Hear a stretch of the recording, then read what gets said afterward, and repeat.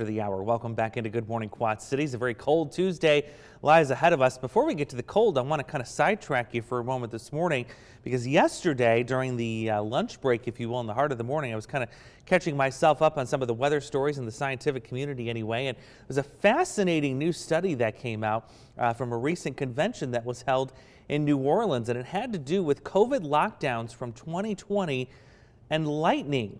Scientists were actually able to kind of correlate the two together here, and I'll show you why. So there's a new study that came out, and they were talking about this here just a few weeks ago, that's showing that there was actually less lightning throughout the globe from that time period of March to May of 2020. And yeah, that coincided with when, of course, the COVID-19 virus was really starting to take off. A lot of us were not traveling as much, less pollution in the air. That actually caused lightning to be decreased in terms of its volume here by 19%. And that may not seem like a lot, but when you're talking about the entire Earth, 19% is kind of a big deal. So why was there this decrease in the amount of lightning that scientists were kind of able to link this together?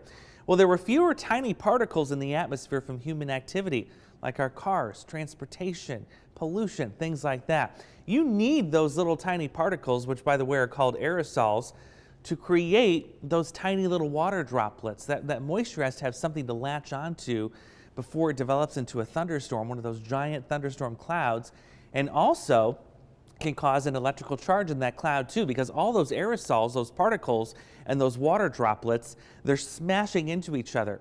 And it's that friction as they collide and coalesce, if you will. Coalesce, kind of a big word for merging together, as those raindrops merge together, that creates that electrical charge. So with fewer of those particles, you don't get as great of a charge and hence less lightning. And a reminder too, how that lightning forms. You need the two different charges because Mother Nature wants to balance these out. So typically in a thunderstorm cloud, you've got that negative charge at the bottom of the cloud.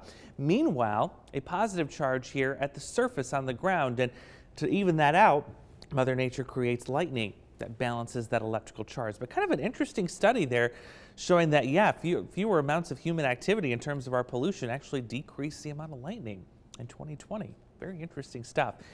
Interstate 80 for you this morning as we switch gears and get you to traffic and your weather forecast here. It is cold, but no traffic problems. We're 2 above 0 for an actual temperature now, well below that to the north.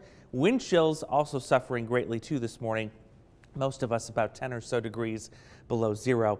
And it gets worse, I think, as we go into tomorrow. So all of us have the wind chill advisory today until noon tomorrow. Limit your time spent outside. Keep an eye on the pets too. Don't leave them outside for very long because we're only going up to 8 degrees by this afternoon with a sunny sky. But the wind chill again is going to be well below 0. Worst of this wind chill, by the way, I think comes tomorrow. So we'll stay below 0 for a chill today.